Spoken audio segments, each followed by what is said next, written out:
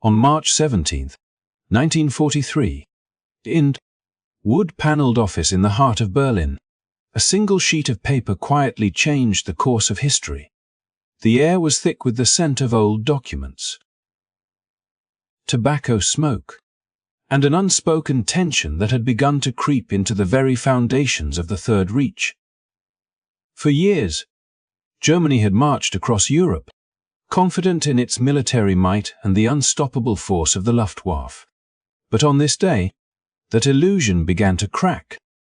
Admiral Wilhelm Canaris, head of Germany's military intelligence, known for his meticulous attention to facts and unwavering commitment to duty, held in his hands a report that would shake the highest echelons of the Nazi leadership. It was not filled with secret weapons or armies massing on distant shores. Instead, it contained raw intelligence about a single factory in the United States, a factory that was projected to produce one of the most complex bombers ever designed, the B-24, Liberator every hour. To the German spies who gathered this information, the numbers were almost unbelievable. Germany had long prided itself on precision, engineering, and discipline. Yet here was evidence that a nation often dismissed as chaotic, a mongrel society by Nazi propaganda, was about to outproduce Germany in the skies. The implications were staggering. If these figures were even partially correct, the entire strategy of the Third Reich could be rendered irrelevant. Canaris understood the weight of what he carried. This was more than just intelligence. It was a glimpse into a future where Germany's dominance could be challenged not by superior tactics or battlefield heroics, but by industrial efficiency and innovation. And yet, delivering this information was perilous. Nazi ideology had long rejected facts that contradicted its narrative. Presenting such a report to leaders steeped in fanaticism and pride was like sending a meteor toward a fragile glass ceiling. It was certain to shatter egos and provoke resistance. But Canaris was not a man to be silenced by fear. His loyalty was to Germany, not to ideology. He knew that the survival of his nation depended on leaders recognizing reality before it was too late. The stakes were clear.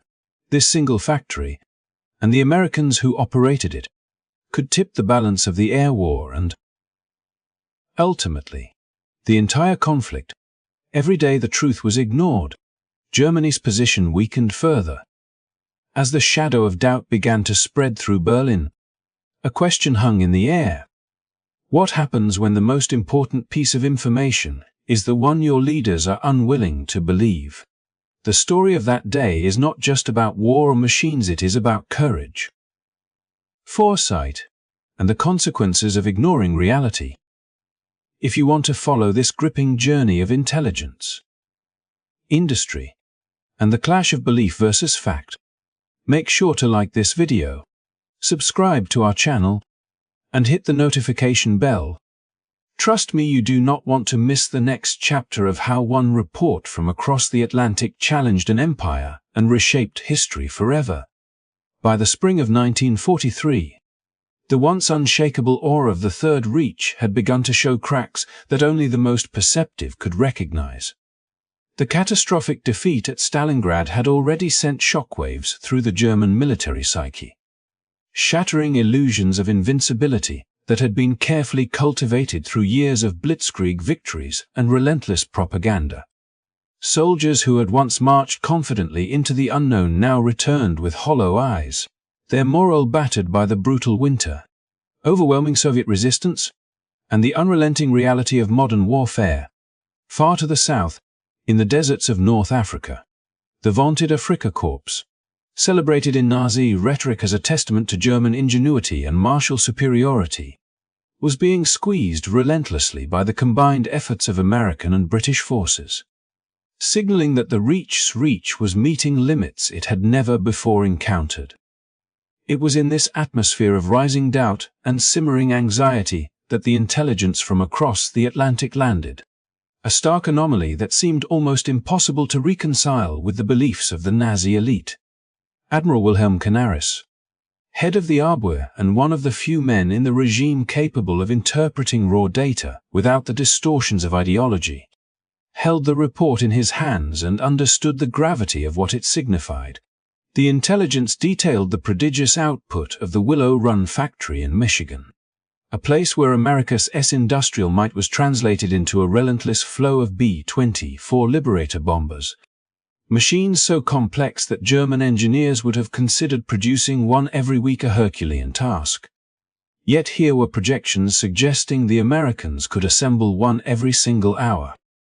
For the officers in Berlin who had spent years clinging to myths of German technical superiority, the numbers were at first dismissed as fantasy.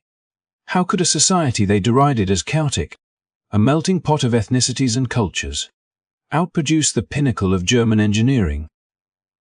Yet Canaris, a man grounded in meticulous fact, saw clearly what the report represented: the shifting of a fundamental balance in the air war, a disruption so profound that it exposed not only the inadequacies of Germany's production capabilities, but also the fragility of the ideological certainty that had blinded the leadership. The very foundations of the Reich's confidence, built upon a narrative of racial and technological superiority, were being quietly but inexorably undermined by statistics, projections, and the relentless hum of American machinery. The contrast could not have been starker. On the Eastern Front, German troops struggled through mud and snow against an enemy they had once dismissed as primitive, the Soviet counteroffensive demonstrating that speed and coordination alone were insufficient against sheer numerical and logistical weight. In Norfolk, strategic miscalculations and underestimation of Allied resolve revealed the vulnerabilities of a military that had long believed its dominance unassailable. The intelligence from Willow Run, when viewed alongside these operational setbacks, formed a pattern that could not be ignored by anyone willing to look beyond the comforting illusions of past victories. Yet for the higher echelons of the Nazi hierarchy, this was not merely information. It was a challenge to a worldview carefully curated to maintain confidence, loyalty, and ideological cohesion. Canaris faced the impossible task of presenting facts to men whose perception of reality was not a reflection of what was, but of what they wanted it to be.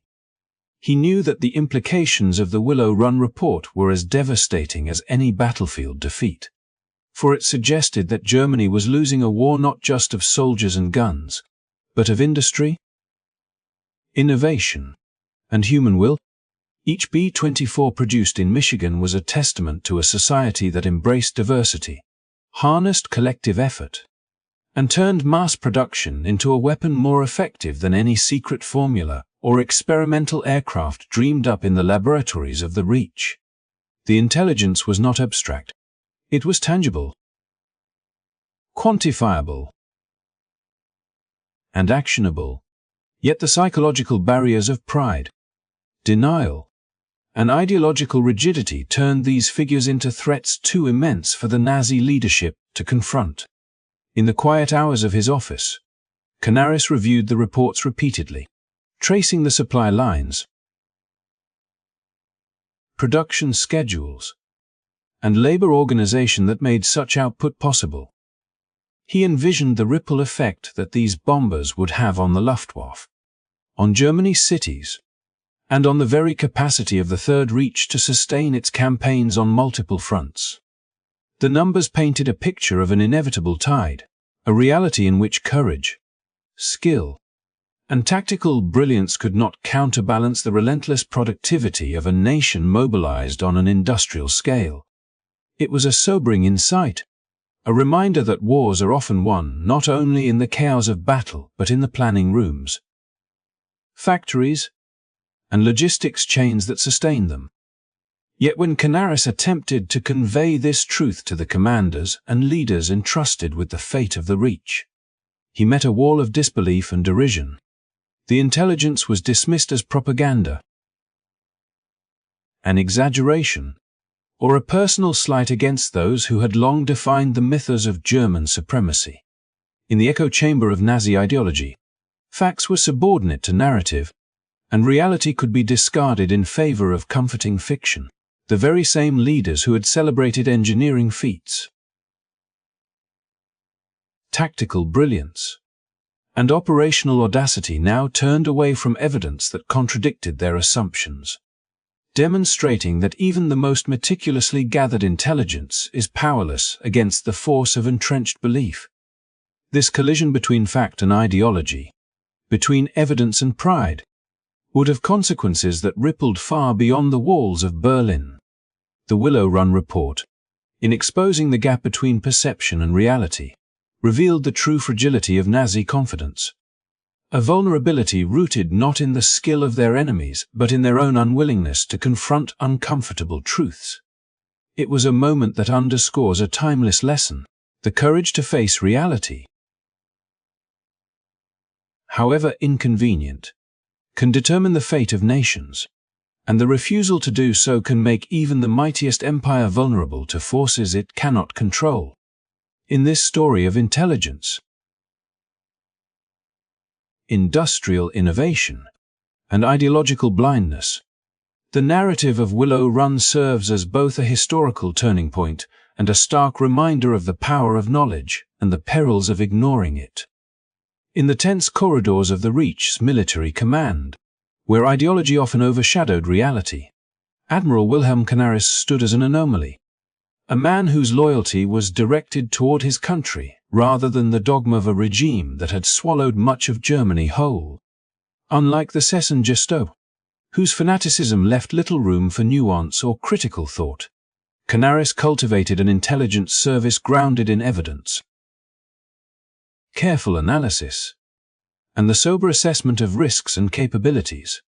This fact-driven approach, while seemingly mundane in comparison to the grandiose and brutal theatrics of the Nazi apparatus, would prove critical in a moment when reality threatened to outpace ideology, when the sheer industrial capacity of the United States and the operational setbacks on multiple fronts exposed vulnerabilities the regime could no longer ignore.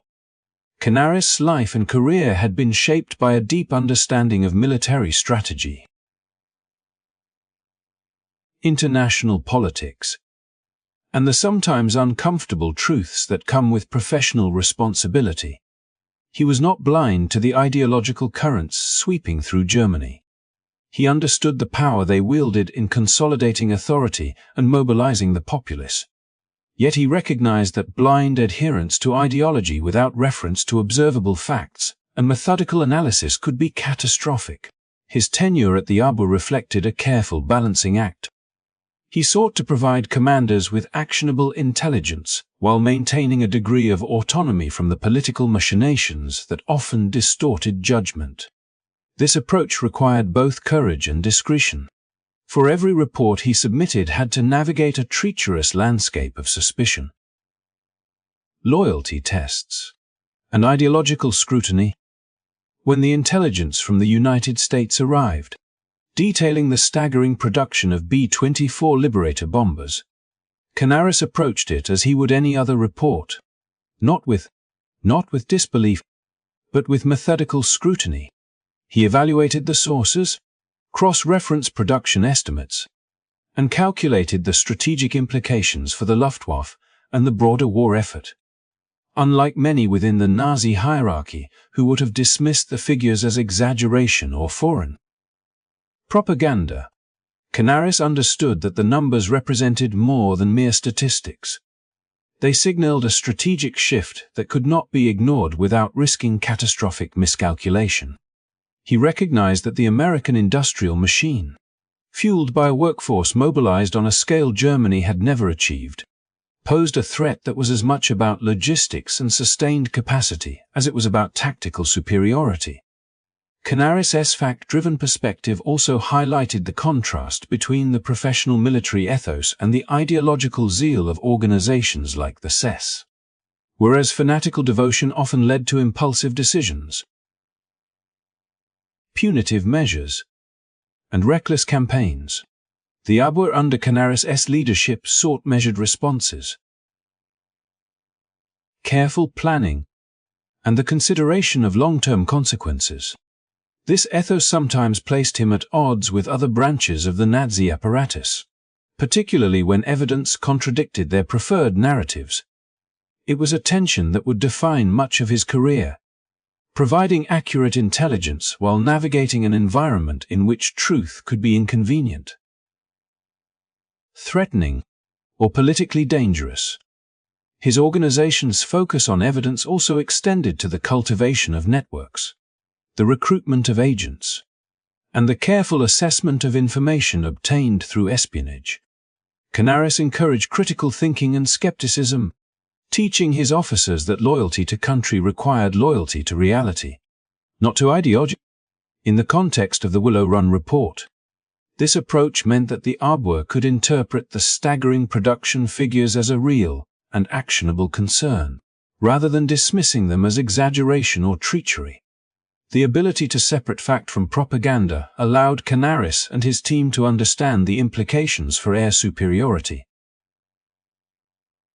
resource allocation, and strategic planning, insights that would remain hidden to those blinded by ideology or hubris. Yet Canaris' commitment to facts and rational analysis was not without risk. In a regime where deviation from the prescribed narrative could be construed as disloyalty or subversion, he had to exercise extraordinary caution, often presenting intelligence in ways that minimized potential backlash while still conveying its critical importance. His discretion extended beyond the reporting of numbers. It involved interpretation, context, and the subtle framing of strategic realities in a manner that would be taken seriously by a leadership prone to self-deception. The stakes were immense. For failure to convey the gravity of information like the B-24 production rates could accelerate Germany's decline, and yet overemphasis could provoke political scrutiny and suspicion that endangered his position and life. Canaris also understood the human dimension of intelligence, recognizing that reports were not only numbers and projections but reflections of broader societal capacities and technological ingenuity. The American factories, staffed by engineers, machinists, and workers of diverse backgrounds, represented a mobilization of human potential that Germany could not replicate under the pressures of war and ideology. This understanding allowed Canaris to anticipate the long-term consequences of the information at hand, seeing beyond immediate tactical implications to the strategic shifts that would define the trajectory of the conflict.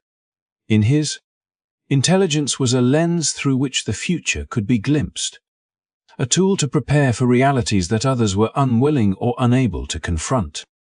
Throughout this period, Canaris' approach embodied a subtle but profound resistance to the distortions imposed by ideology. He demonstrated that loyalty to one's nation need not be synonymous with loyalty to a destructive political doctrine, and that truth, even when inconvenient, must inform decision-making if a nation hopes to survive and prevail. In the context of World War II, where illusions of invincibility had led to staggering human and material losses, Canaris' insistence on evidence and analysis offered a rare and vital perspective, a reminder that even in the darkest hours, clarity, prudence, and intellectual integrity could illuminate paths through uncertainty and challenge the fatal complacency of unchecked fanaticism. In the shadow of looming defeat and the relentless advance of Allied power, Canaris and the ABWA stood as a testament to the enduring value of critical thinking and fact-based judgment, a counterpoint to the blind zeal that threatened to undermine the very nation he sought to serve. His life and work illustrate that in the theater of war, intelligence is not simply about information, but about the courage to confront reality, the discipline to interpret it accurately, and the wisdom to act upon it with measured resolve, even when the world around you is consumed by ideology and fear.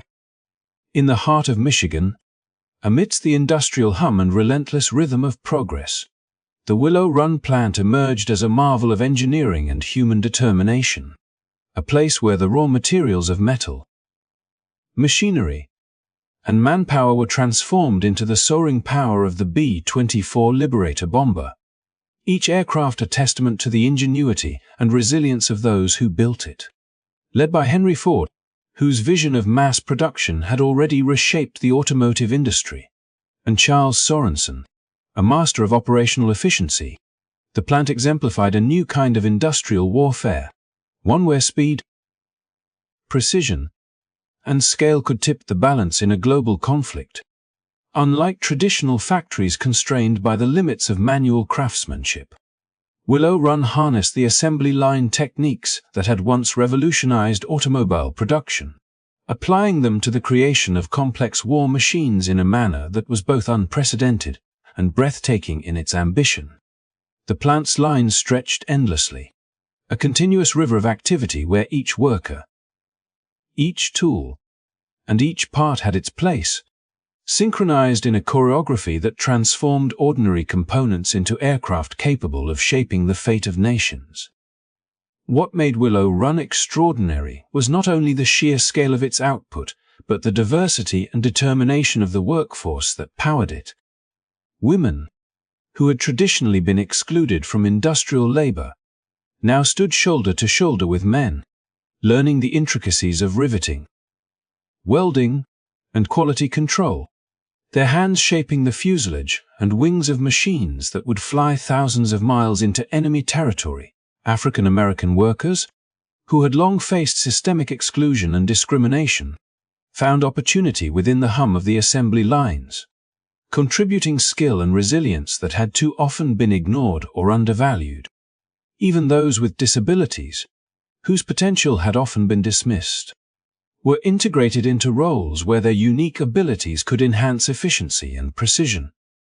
A testament to the inclusive ethos that wartime necessity and enlightened leadership had fostered.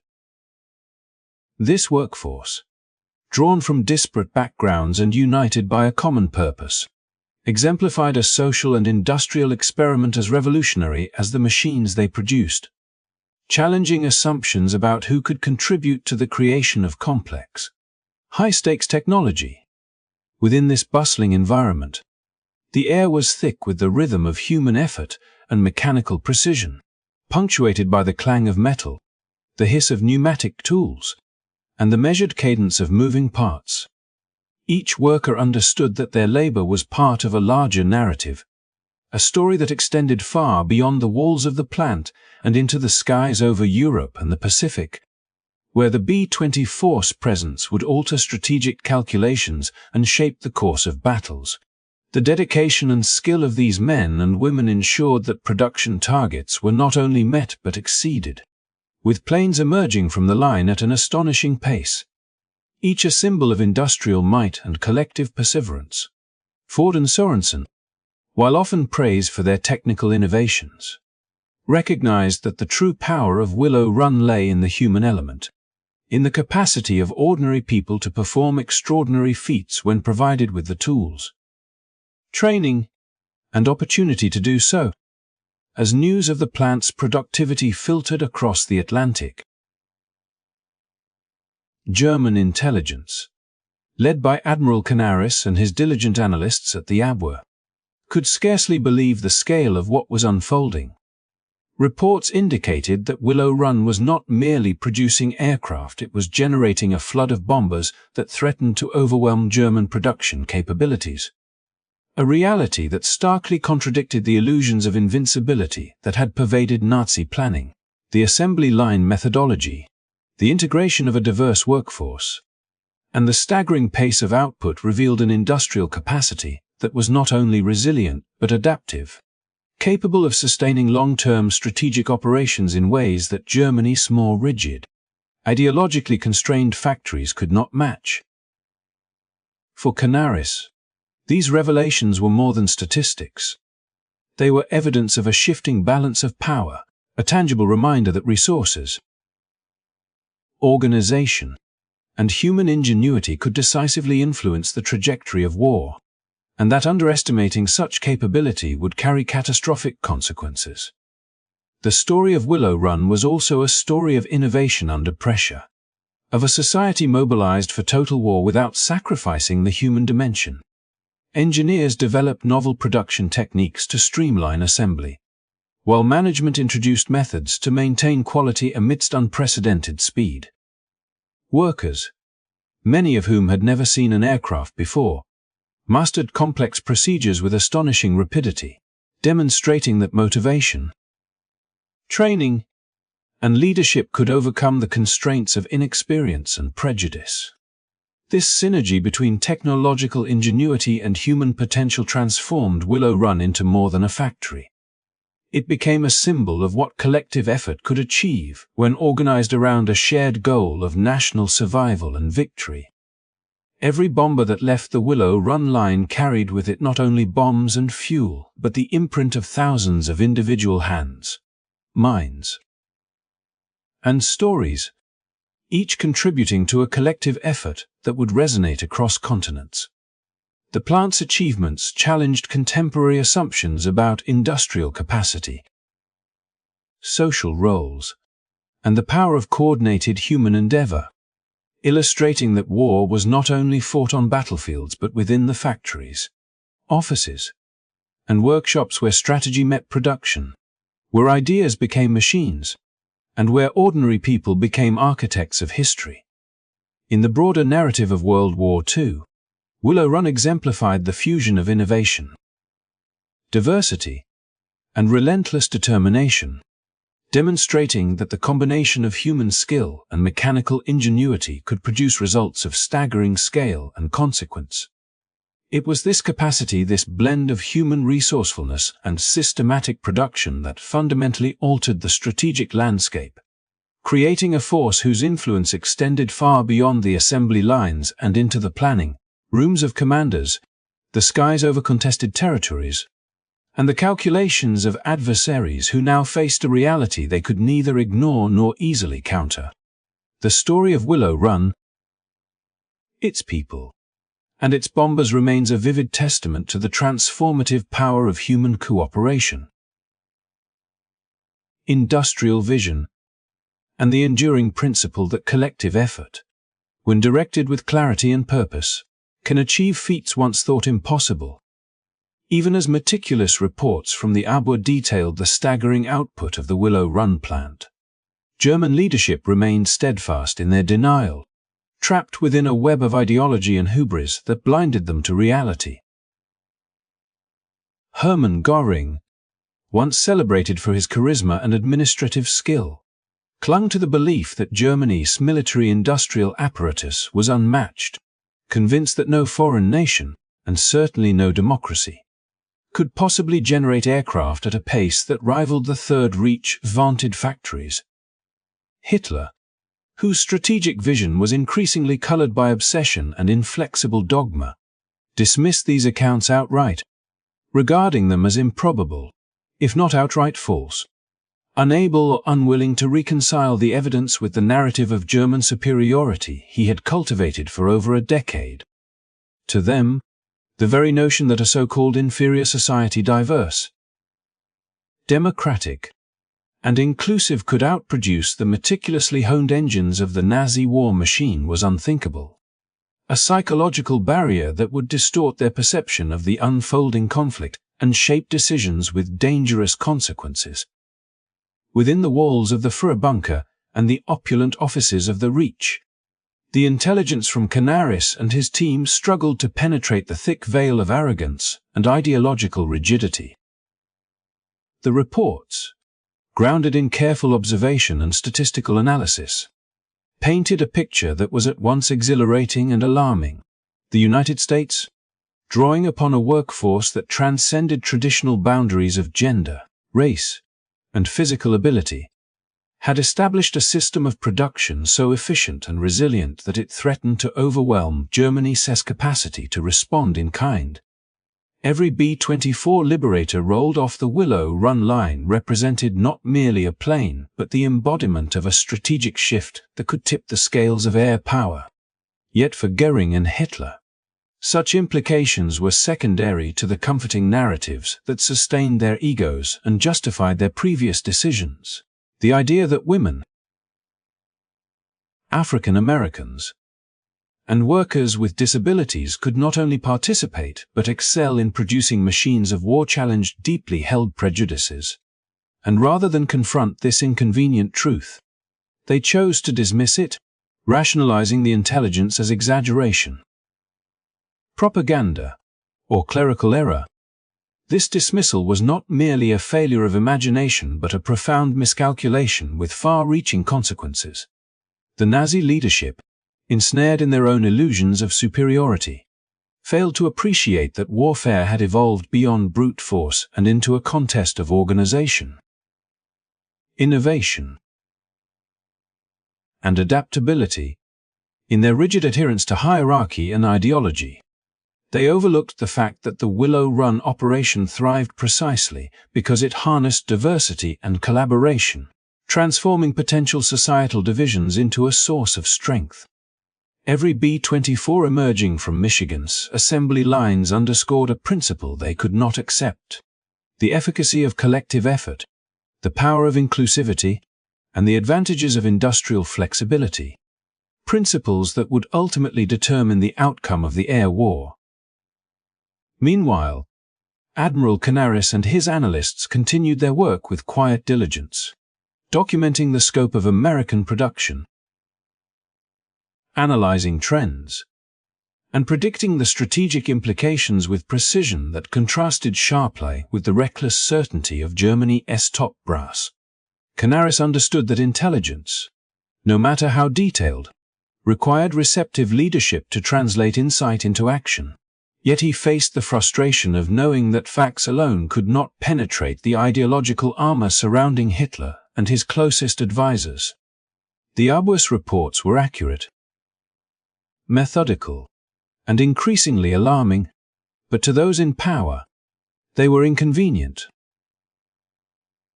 even threatening, because they undermined the narrative that had justified years of conquest, sacrifice, and propaganda. The disconnect between evidence and belief created a dangerous lag in strategic awareness, a gap that would allow American production capacity to assert its influence unchallenged and reshape the balance of power in the skies. The psychological dimension of this denial cannot be overstated. Hitler's worldview, steeped in racial theory and an obsession with German exceptionalism, rendered him incapable of acknowledging that people he considered socially or racially inferior could execute feats of industrial and technological mastery that rivaled, or even surpassed, his own nation's capabilities. Goering's ego and prior successes reinforced this blindness, creating an echo chamber in which reports from competent intelligence officers were filtered through skepticism, and a refusal to engage with facts that contradicted personal beliefs. The combination of ideology, pride, and denial produced a dangerous strategic inertia, leaving German forces ill-prepared to respond to the flood of American bombers that would eventually dominate European skies. Despite the leadership's obstinacy, the reality of Willow Run and the broader U.S. industrial mobilization could not be ignored indefinitely. As bombers took to the air in ever-growing numbers, as factories expanded and refined their output, and as the Allies coordinated production with operational strategy, the disparity between German perception and Allied capability became impossible to conceal.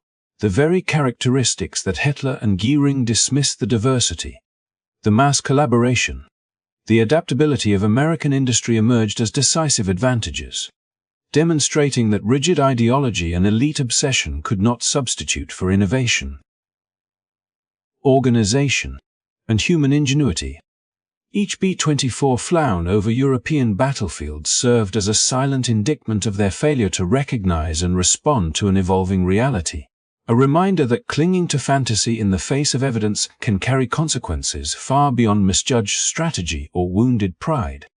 In the end, the story of German denial highlights a recurring theme in history: the peril of allowing ideology and ego to override evidence, and the strategic cost of underestimating the capabilities of those whom one perceives as lesser. The juxtaposition of Willow Run's remarkable productivity against the willful blindness of Germany's leadership underscores the profound impact of perspective, openness, and adaptability in determining outcomes of conflict. It illustrates that war is fought not only with weapons and manpower, but with perception, analysis, and the willingness to confront inconvenient truths, and that the failure to do so, as demonstrated by Hitler and Göring, can turn even the most meticulously planned strategies into exercises of futility. By understanding this, we gain insight not only into the dynamics of World War II, but into the timeless lesson that ignoring evidence in favor of comfort or ideology can be as destructive as any enemy on the battlefield, and that recognition of human potential, in all its diversity, often becomes the decisive factor in shaping the course of history. As reports from Canaris and his ABWE team grew increasingly precise and alarming, detailing the staggering scale and efficiency of American bomber production, Germany's leadership remained entrenched in a dangerous combination of denial and delusion. Hitler and Göring, unable to reconcile the data with their worldview of unassailable German supremacy, chose instead to invest hope in technological marvels and so-called wonder weapons, machines of extraordinary promise that were supposed to turn the tide of the war almost magically. These projects, the V-2 rockets, advanced jet aircraft, and super heavy tanks, were conceived with brilliance and audacity. Yet they were driven less by strategic necessity and more by desperation, a reflection of leaders unwilling to face the cold, indisputable reality of Allied industrial might, while the Allies, operating out of plants like Willow Run, were creating fleets of B-24 bombers with a precision and speed that staggered the imagination. Germany diverted precious resources and talent into producing limited quantities of weapons whose operational impact would lag behind the scale of the challenge. This strategic misalignment was not the result of incompetence alone, but of a profound cognitive dissonance, a refusal to allow facts to reshape long-held beliefs, and a preference for technological fantasy over grounded reality. The ABWE's intelligence painted a clear picture. The US, mobilizing a workforce that drew on women, African Americans, and disabled workers, had transformed the principles of assembly line production into a force multiplier, enabling a pace and volume of aircraft output that no single elite German factory could hope to match. Canaris and his officers were methodical, cross-referencing production numbers, tracking raw materials, and analyzing output rates to provide forecasts that were as precise as wartime conditions allowed. Yet these reports were met with scoffs or, at best,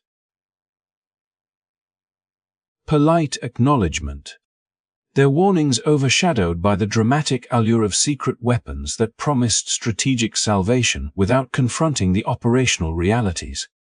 Hitler's fascination with grandiose engineering achievements, from the gargantuan Moss tank to the pioneering jet aircraft, became both a psychological refuge and a trap, reinforcing the illusion that Germany could regain the initiative through innovation rather than industrial resilience. The consequence of this mindset was stark. While Germany's factories labored under bombings,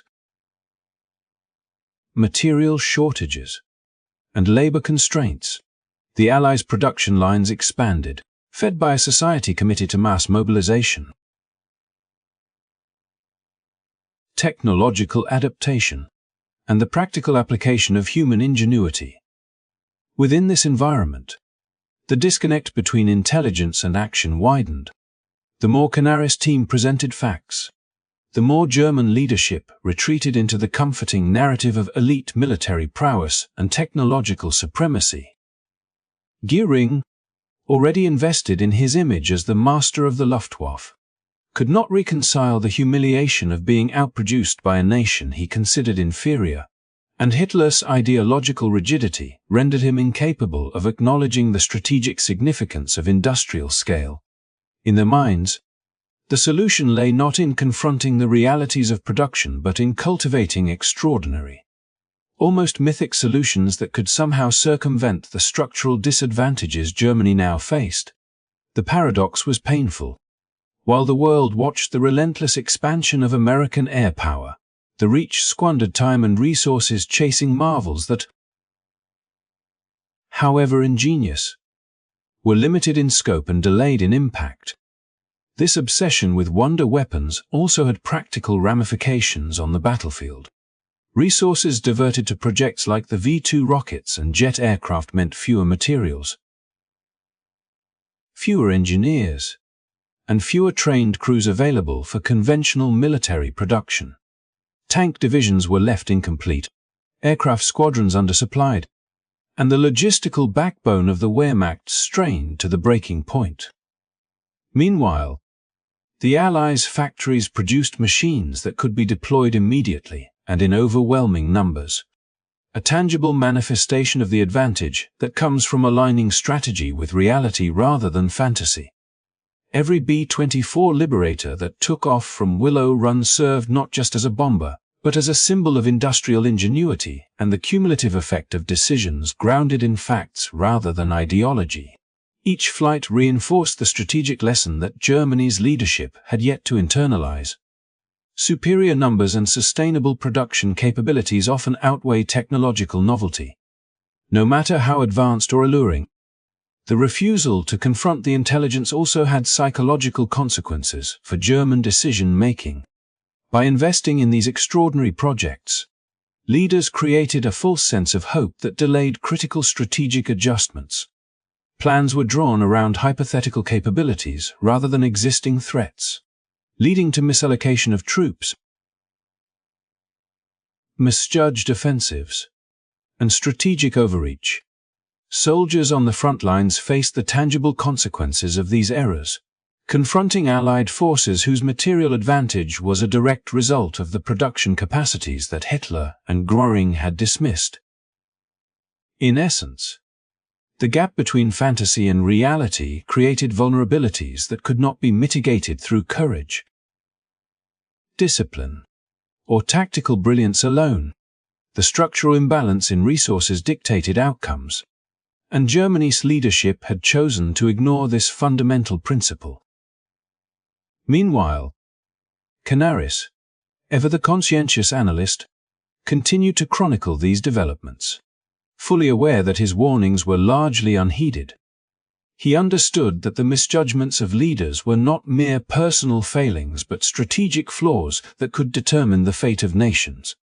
The contrast between the disciplined, fact-based intelligence work of the Abwehr and the ideological inflexibility of the Reich's top brass illuminated a crucial truth about modern warfare, that understanding and responding to industrial and logistical realities is as critical as battlefield tactics, and that ignoring such truths in favor of fantastical solutions carries consequences as severe as any military defeat.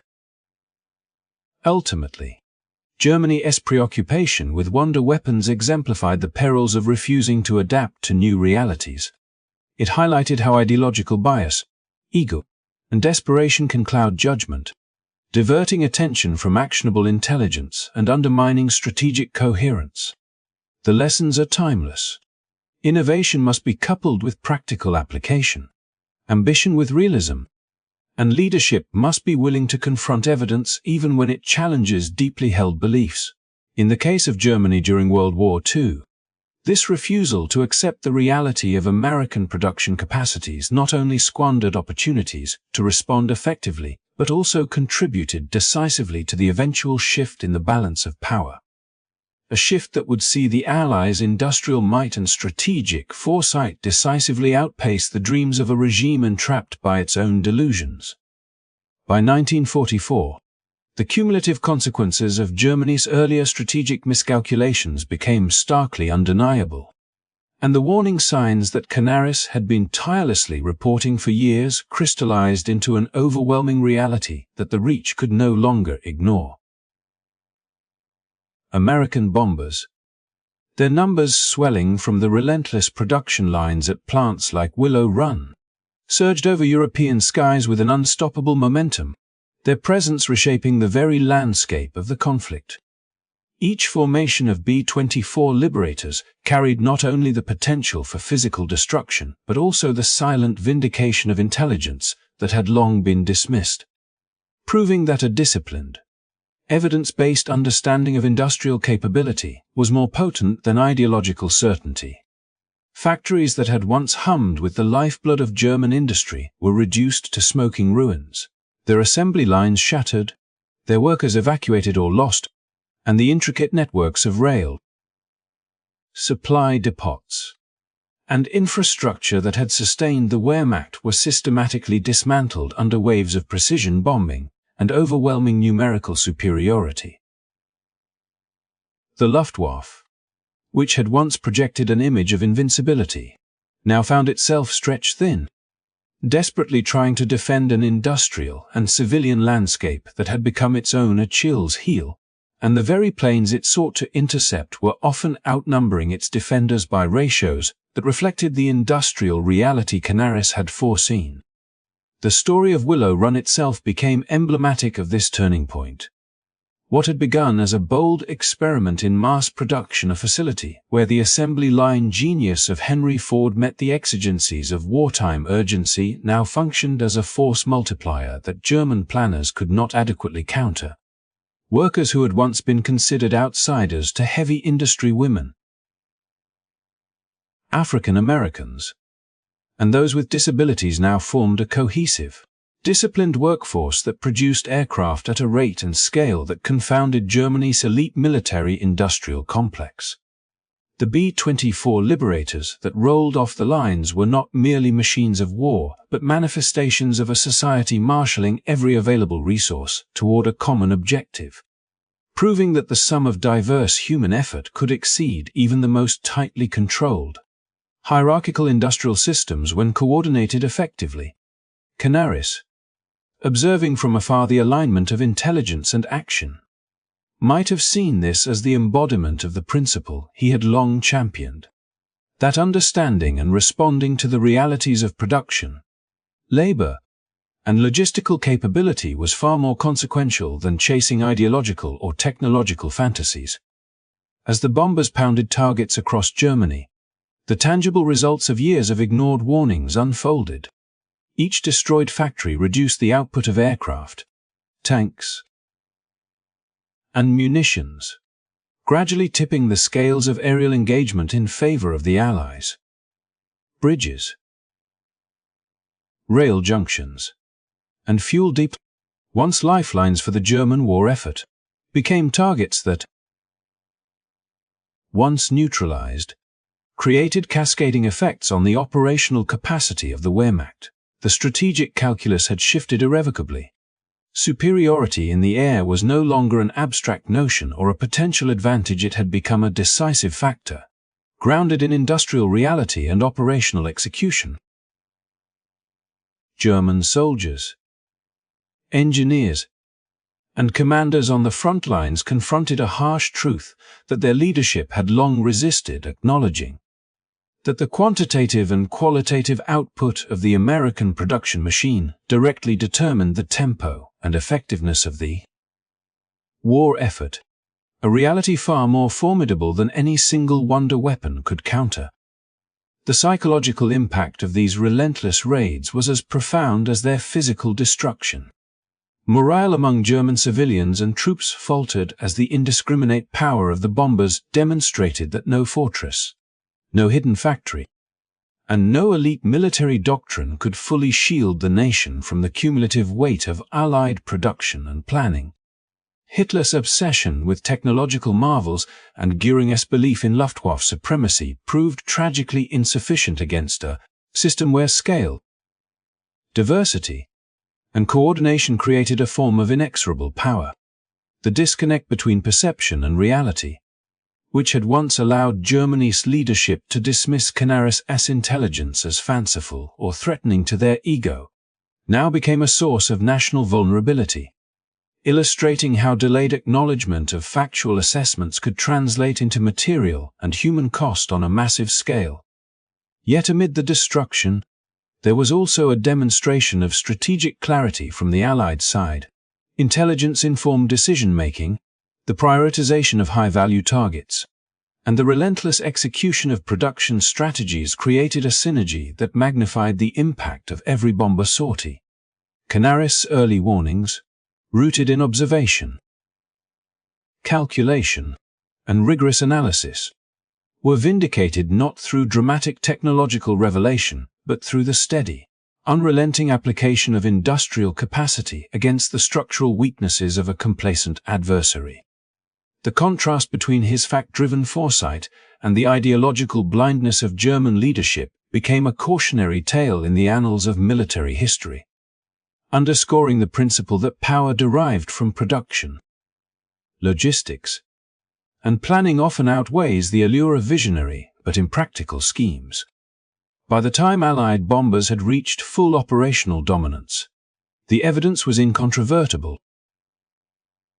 The Luftwaffe, though still skilled and disciplined, could not replace losses fast enough, and every destroyed industrial node further constrained Germany's ability to wage war on multiple fronts. Canaris' meticulous collection of data, once ignored, now appeared prophetic, revealing how an unflinching commitment to truth and analysis could illuminate pathways to strategic advantage that others failed to see.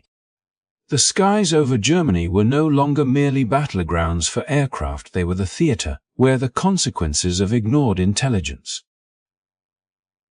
strategic denial, and misallocated resources became visible in stark relief, demonstrating that foresight, evidence, and decisive application of resources could decisively shape the outcome of a conflict. In the end, the overwhelming success of American bombers by 1944 was more than a testament to industrial capacity. It was a vindication of intelligence rigor, a reflection of human ingenuity harnessed for a collective purpose, and a historical demonstration that the refusal to heed reality can carry consequences far beyond the control of even the most formidable armies. The destruction of factories, the crippling of the Luftwaffe, and the reshaping of German strategic potential all flowed from decisions rooted in denial rather than evidence. And the lessons of this period endure. In warfare as in life, understanding the realities of production, execution, and scale is as decisive as any battlefield maneuver, and ignoring such truths invites outcomes that are both predictable and irreversible. As we reflect on the arc of this story, the lessons emerge as vividly as the images of bombers streaking across the European skies. The tale of Canaris, the B-24 liberators from Willow Run, and the relentless American production effort is more than a historical account of military operations. It is a profound illustration of how ideology, when divorced from reality, can become a blinding force with catastrophic consequences. The Nazi leadership, entrapped by their dogma and illusions of superiority, dismissed critical intelligence as fanciful, unwilling to acknowledge that a diverse and ostensibly inferior society could outmatch them in efficiency, scale, and innovation. Their obsession with symbols of power and wonder weapons blinded them to the very real factors shaping the battlefield. And it is in that refusal to see the truth that the seeds of strategic failure were sown. By contrast, the Allies demonstrated the power of adaptability and evidence-based decision-making. In Michigan, at the Willow Run plant, Henry Ford and Charles Sorensen harnessed not just machinery, but people, women, African Americans, and workers of all abilities, integrating them into an unprecedented assembly line system that produced bombers at a scale that German intelligence had only begun to quantify. This collective effort, disciplined yet flexible, reflects a fundamental principle that human ingenuity and collaboration, when combined with careful planning and responsiveness to data, can surpass even the most formidable adversaries. Canaris' warnings, grounded in fact and careful observation, were ultimately validated by the overwhelming destruction wrought by these aircraft, demonstrating that insight, truth, and strategic foresight hold power far greater than dogmatic belief or the allure of mythical superiority. The unfolding of these events also serves as a timeless reminder that leadership demands humility, critical thinking, and the courage to confront uncomfortable truths. Hitler and Goering, in their denial, allowed pride and ideology to overshadow practical reality, underestimating not only American industrial capacity but the resilience, skill, and resolve of the people behind it. Every factory destroyed, every Luftwaffe sortie neutralized, and every bridge or rail line demolished was a consequence of this failure to align perception with evidence. Meanwhile, the Allied approach rooted in evaluation, adaptability, and coordinated effort achieved results that extended far beyond the tactical. It reshaped the strategic balance, demonstrating how informed decision-making transforms potential into tangible outcomes.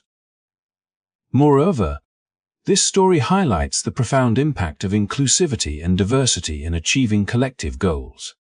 The Willow Run workforce, comprised of individuals from varied backgrounds and experiences, illustrates how tapping into the full spectrum of human talent can amplify productivity and innovation.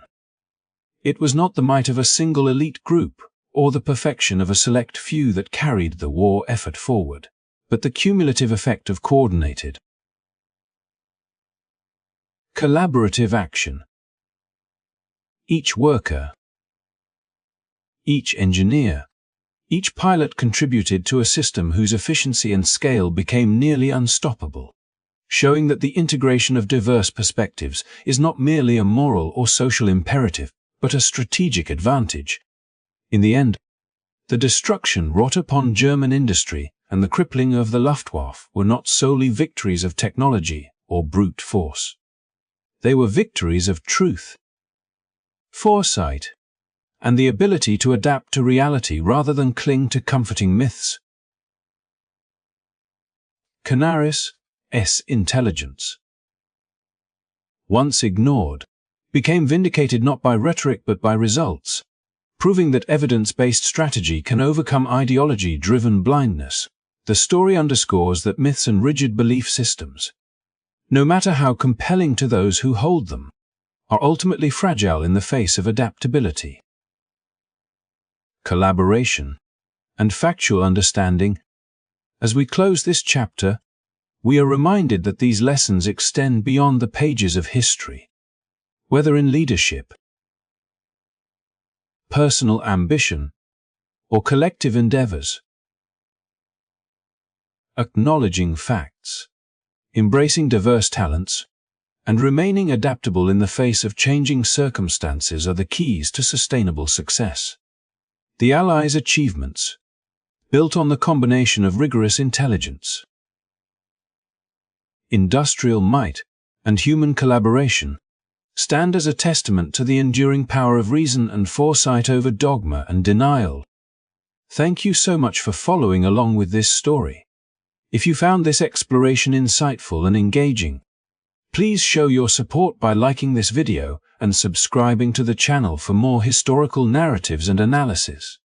Sharing this video with others not only helps the channel grow, but also ensures that these important lessons from history reach a wider audience, reminding us all of the power of truth, collaboration, and adaptability in shaping the world around us.